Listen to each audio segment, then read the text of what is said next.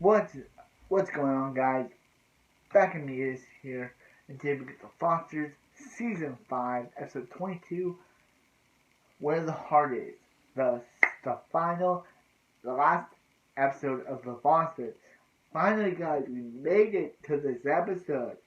But anyway, yeah, let's start off this episode. So anyway, this episode starts off with Callie and Brandon waking up from the last episode left off with Callie and Brandon going to wake getting up. Callie goes to Jamie's door and who goes to Brandon's door, but Emma is just like, Emma? And yeah, so anyway, Emma's like, hey, where's Jesus? Because Jesus and Brandon share a room. So anyway, and who shows up? Who's at Jamie's door? Who's at Jamie's door? Who Callie goes to door? But Jamie, and Jamie also says, yes, Mariana. And Mariana's like, it's not what you think. And we hear the theme song for one final time.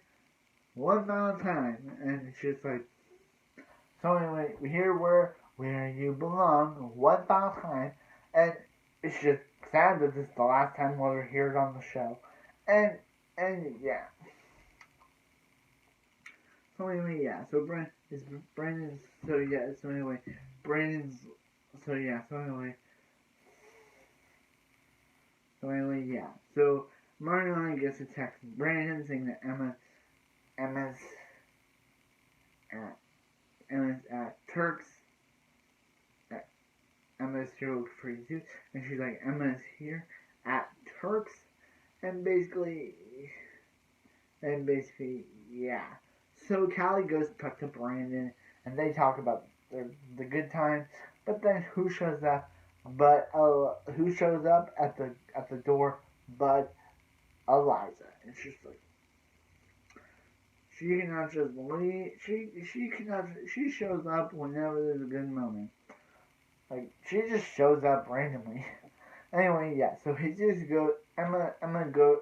Mariana goes to get Jesus, and Jesus is too busy sleeping with Jaden, the bridesmaid, and basically like, hey, and he's like, hey, it's Mariana, his sister. And she's like, what's she doing here?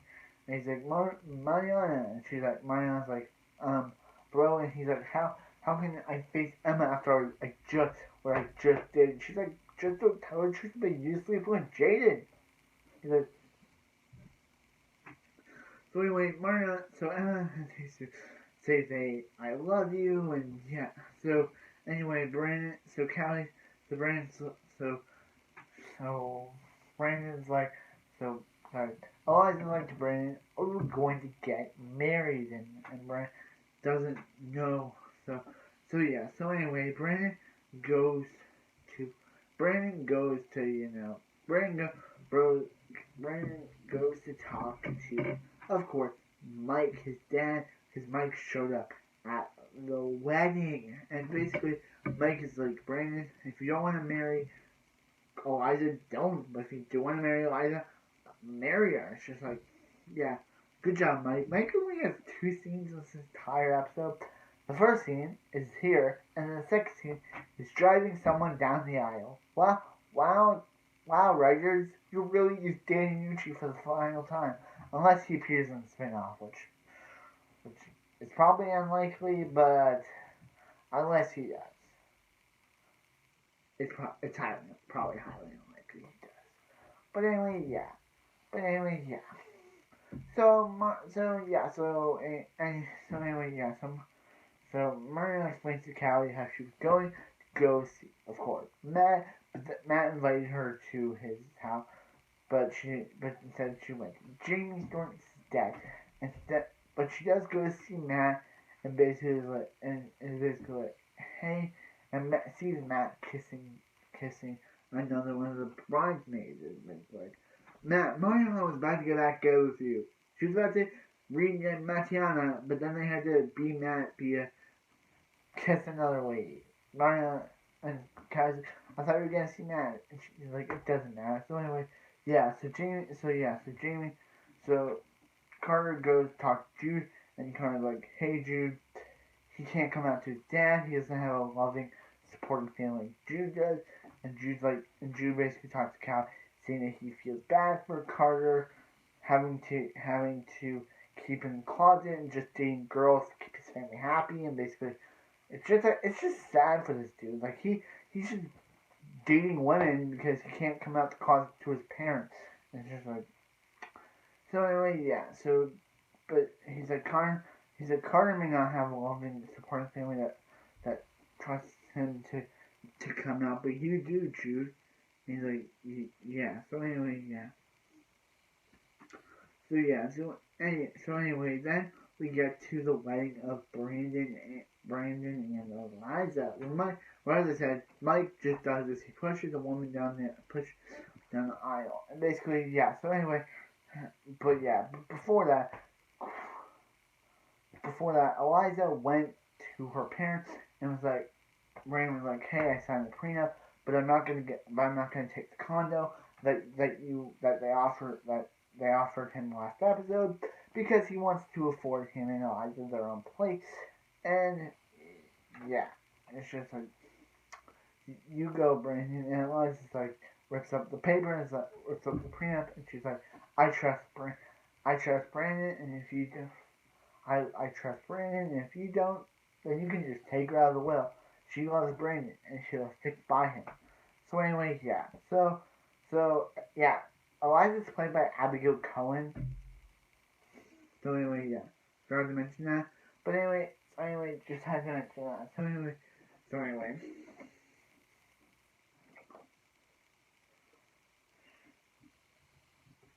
So anyway, at the wedding, Stephanie and our ministers are doing the ministers at the wedding. We even get some cool flashbacks to Browley's journey on the show, Steph's journey on the show, and the family's journey on the show, and it's just like super awesome. So anyway, yeah.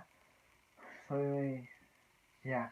So anyway, then Brandon and Eliza get married, and then we flash for 1 year after Brandon and Eliza's honeymoon, and basically, yeah. So Corey decided to go home because he met with his mom, and he meets with his mom, and he decides to go live with his mom. But Stephanie, like, hey, will always be a part of his life. He decides to go with his mom, and they're going to Disney World, and he's like, why don't we all go to Disney World, which we'll never get to see. So anyway, they're like, the family's like, hey, I'm taking that, Callie's taking that job in LA to be closer to Jude, not Jamie, but Jude. And Mariana's like, hey, I took that San Francisco job to be close to you. But then Callie's like, hey, why don't you take that LA job? We can be roomies again. And she's like, cool. So basically that sets up good trouble. And yeah, and then they're like, hey, if you take Stay Assembly, even if it will mean we sell the house, we'll be 100% on board with you. And basically then we get we get one Browley moment, or we get one Brandon Callie moment where Brandon's Callie's like, what would it have been like if they continued to see each other? What would have changed? What would if Browley was still a thing? They would have been, either they could have destroyed the family or something. They could have, what could have happened? And they basically fist bump before we flash forward 3 months later, sorry, not 3 years, 3 months, where we see Steph and Lena have sold the house.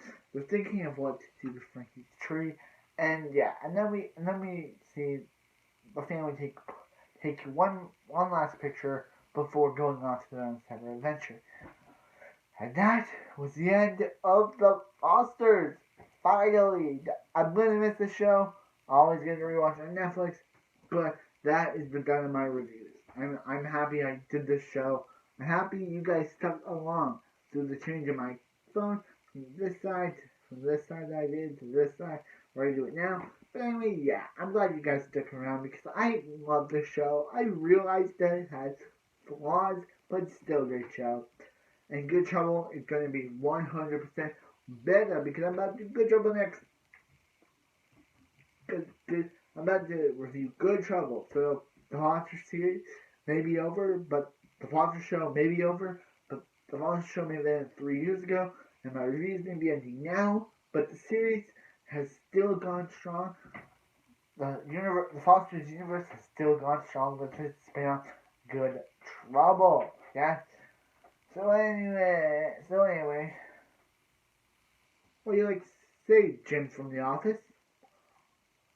Like, comment, and subscribe. And I'll see you guys on the next episode of, I'll see you guys for Good Trouble, or any other show I do. Because now that I'm done with Fosters, it's time for a show change. It's time for a show change. Because, I like reviewing other shows. The Fosters is, now that I'm done with Fosters, it's just starting to set sail for Good Trouble and other shows that I am doing, because I just love doing this show. It's the has this the I wrote a song. Dun, dun, dun, dun, dun, dun, dun, dun. The show has its problems, dun, dun, dun, dun, dun, but it's still a great show. It may have its problems, like writing and writing and writing, but I love this show. I love this show, and that will never change. This show is awesome, even though it has problems. And this show is awesome. It's awesome, even though it has problems with its writing. It's not the writer's fault, but it is. It's the writer's fault, but it's the writing. Just like that one episode, Morning on Therapy. Bow bow bow bow bow whoa whoa. Bow bow bow. Damn, it's so awesome. Bow bow bow bow. It's an awesome show. Bow bow bow bow bow bow. It may say goodbye to this show. Bow bow bow bow bow bow. But at least we got the memories of my reviews. Bow bow bow. We may get the memories of my reviews. See you guys. See you guys on Good Trouble, or any other show I do. But this has been the Edge of Foster. I hope you had a good run, and I'll see you guys on the next one. See you guys. See you guys. Hit you.